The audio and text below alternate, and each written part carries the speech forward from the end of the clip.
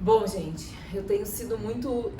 demandada a falar sobre a questão da escravização percebida, né, descoberta pelos agentes do Ministério Público do Trabalho, do Ministério do Trabalho, tanto em Bento Gonçalves, na Serra Gaúcha, quanto em Uruguaiana, em fazendas de arroz. Nós percebemos que depois da notícia relativa a Bento, um vereador de Caxias se pronunciou publicamente, minimizando e inclusive exortando a que a prática fosse repetida,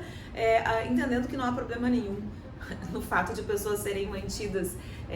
em condições degradantes, sofrendo choques elétricos ou investidas de spray de pimenta, castigos físicos, como relataram os trabalhadores de Bento. Agora, quando se descobre 82 trabalhadores, inclusive adolescentes, trabalhando em condição de escravização em fazendas de arroz em Uruguaiana, a Associação dos Arrozeiros também vem a público dizer que aquilo ali não é trabalho escravizado. O que a gente percebe, né, aqui? A gente percebe a explicitação de uma racionalidade escravista, que não é novidade, esteve sempre presente e atravessa toda a nossa história. Mas é preciso que a gente compreenda, né, como é que nós conseguimos, em 2023, chegar ao ponto de, depois de mais de 30 anos de uma Constituição que diz aquilo que a Constituição de 88 diz, que é fundamento da República, a dignidade da pessoa humana e o valor social do trabalho, que o contrato e a empresa devem atender à função social, que a escravização é um crime, cuja consequência deve ser inclusive a expropriação da terra, da propriedade de quem escraviza, e ainda assim essas histórias se repetem. E aí eu quero chamar a atenção de vocês para 3 fatores que eu considero relevantes para a gente começar a compreender a complexidade e a profundidade dessa questão, que está explicitada nesses 2 episódios, mas que pode ser representada em outras situações, talvez não drásticas, mas que partem de um mesmo pressuposto, que é esse pressuposto de desrespeito a quem vive do trabalho. Ou seja, de considerar que quem vive do trabalho deve sim se sujeitar à condição que lhe for imposta, porque afinal de contas é um sujeito de segunda classe, alguém que deve inclusive ser grato pelo trabalho que tem. Bom, e as questões que eu quero trazer para discutir com vocês, em primeiro lugar, é isso, né? O que significa essa racionalidade escravista? Nós temos uma história de um país que começa com invasão, com perseguição e morte dos povos originários, escravização dos povos originários e logo em seguida escravização das pessoas africanas que foram trazidas para cá.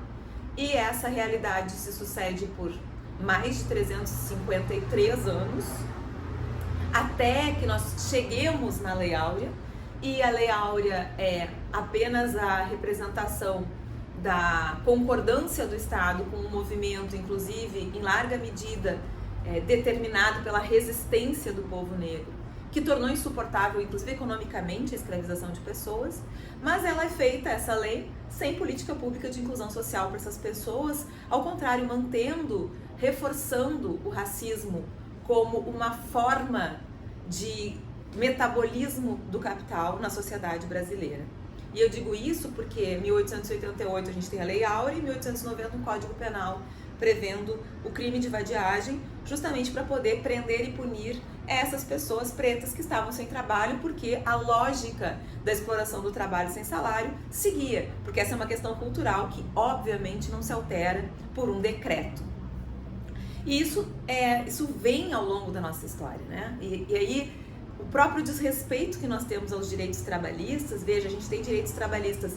que são da década de 40 do século passado, estão lá na CLT, mas nós temos um reforço do discurso da importância desses direitos na Constituição de 88 e ainda assim nós temos uma prática de desrespeito a esses direitos. E o que eu quero trazer para a gente refletir juntos é justamente que essa prática de desrespeito a esses direitos é também uma forma de explicitar a racionalidade escravista. Então, quando a gente diz que apesar da Constituição falar em jornada máxima de 8 horas, é possível acordo individual para trabalhar 12 horas vendendo o intervalo, portanto sem repouso e sem condições de pausa para alimentação durante essa jornada de 12 horas, é a mesma racionalidade que está sendo explicitada. Quando a gente nega o direito que está lá no inciso 1 do artigo 7º da Constituição a uma relação de emprego, e portanto, vejam, na Constituição de 88 não cabe terceirização. O direito fundamental é a relação de emprego. e uma relação de emprego protegida contra a despedida arbitrária. Ou seja, não é possível desde 88, não sou eu que digo isso, vários autores e autoras já escreveram sobre isso, que se siga despedindo sem qualquer motivo, porque há um direito fundamental a uma relação de emprego protegida contra a despedida arbitrária. Mas isso nunca saiu do papel. O que está explícito aqui? A mesma racionalidade, ou seja, a mesma ideia fundante de que nós temos pessoas que devem se sujeitar para sobreviver e que elas não são merecedoras, elas não são destinatárias da ordem jurídica, como é destinatário da ordem jurídica o detentor de capital. Então, a gente nos episódios do final, do início do ano de 2023, podemos perceber isso muito claramente, né? Quando essas pessoas que se sentem destinatárias da ordem jurídica provocam uma ruptura institucional, como no ato de 8 de janeiro de 2023, e há uma resposta estatal, que já é uma resposta muito diferente da que seria dada, por exemplo, para moradores de favela que fizessem algum tipo de resistência, ou para grevistas que fizessem algum tipo de resistência, essas pessoas reagem dizendo, não, nós queremos os nossos direitos garantidos, nós queremos ser bem tratados na prisão, por exemplo, e nós queremos o direito de responder em liberdade aos processos. Só que esses direitos nunca foram garantidos para uma parcela do povo brasileiro, que é justamente essas pessoas não brancas que dependem do trabalho para sobreviver, aquilo que a gente chama, ou que a gente pode chamar de uma forma mais genérica, de classe trabalhadora. Então, o que eu quero dizer com isso é que sempre houve essa espécie de pacto que né, que as autoras feministas negras vão chamar, como a Cida Bento, por exemplo, de pacto da branquitude, mas é um pacto de branquitude, é um pacto das elites, é um pacto de quem detém o capital, de tratar pessoas de forma diferente e de incentivar essa lógica que, no limite, eu estou chamando aqui de racionalidade escravista. Claro, quando a gente tem a explicitação, em função, inclusive, do descumprimento das promessas desse pacto social que é a Constituição de 88, de uma racionalidade fascista, como nós tivemos no último governo, ou seja, quando, em função da evidência de que as instituições não correspondem àquilo que nós, como sociedade, podíamos acreditar que elas estivessem destinadas a alcançar, né? Quando nós percebemos como sociedade que não há a segurança prometida, o acesso ao emprego, a uma saúde de qualidade, a uma educação de qualidade, etc.,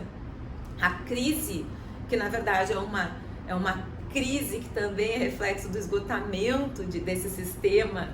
que não tem como funcionar, né? Vamos combinar que é impossível que um sistema fundado na troca de mercadorias e na transformação de tudo em mercadoria, numa lógica em que poucos detêm o capital e a maioria precisa trabalhar para sobreviver, mas não tem emprego para todos, é um sistema que não funciona. Um sistema que equipara a natureza à mercadoria e que trata a natureza como um bem de consumo a ser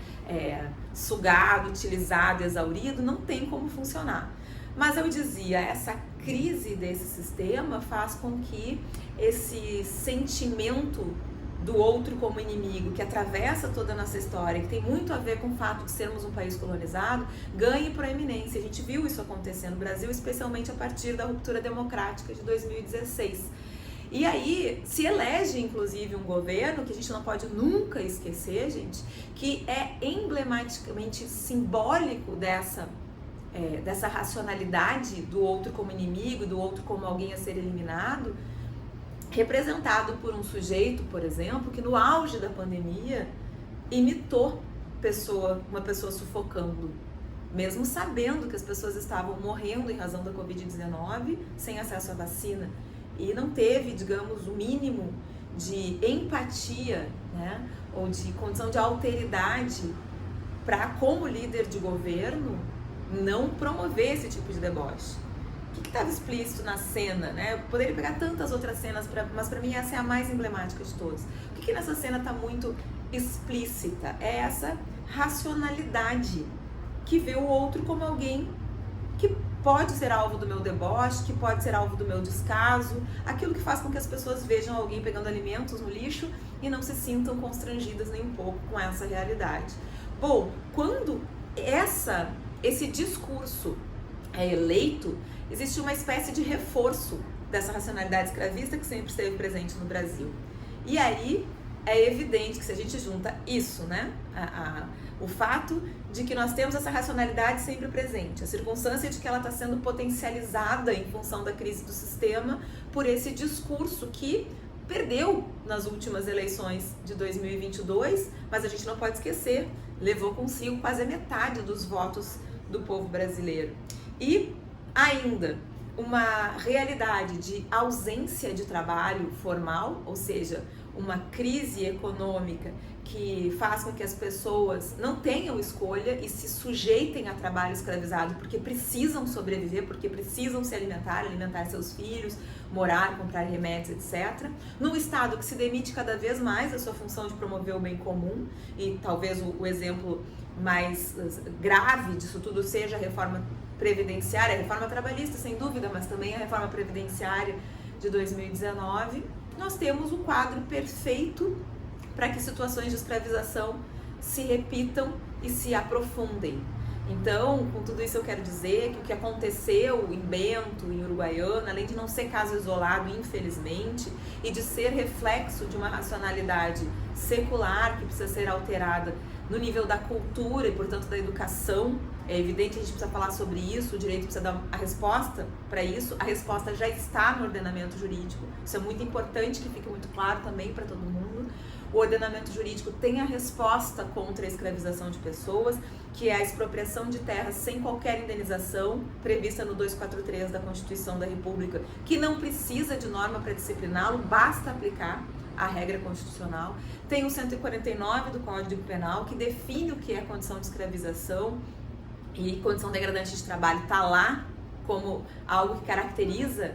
o tipo penal do artigo 149, tem as consequências da legislação trabalhista. Então, o que nós precisamos? Que o sistema de justiça dê efetivamente essa resposta, né, em vez de conciliar ou fazer termo de ajuste de conduta em que a escravização se traduza como um bom negócio para grandes empresas. E nós precisamos falar sobre isso nas nossas escolas, nas nossas faculdades, nós precisamos discutir muito, né, o que faz com que em 2023 não apenas existam situações em que as pessoas estão sendo escravizadas, mas também sujeitos, representantes de cidadãos, como é o caso do vereador de Caxias, ou representantes de uma classe, como é o caso da Associação dos Arrozeiros em Uruguaiana, se sintam à vontade, confortáveis para dizer publicamente que não há problema nenhum nas situações que foram encontradas, que são absolutamente escandalosas da perspectiva de uma sociedade que se pretenda minimamente decente para todas as pessoas que nela vivem. Então vejam, é uma tarefa que não é fácil, é uma tarefa difícil, é uma tarefa profunda, e é bom que essas situações sirvam ao menos para isso, né? Que nós não esqueçamos do que está acontecendo, que entendamos a gravidade desses fatos e que o enfrentamento deles extrapola e muito, inclusive, a esfera das consequências jurídicas para esses escravocratas. Eles precisam da resposta do ordenamento jurídico, eu não tenho nenhuma dúvida disso, mas para além disso, nós precisamos de uma discussão muito mais ampla e profunda e de uma mudança cultural que faça com que a gente consiga, de uma vez por todas,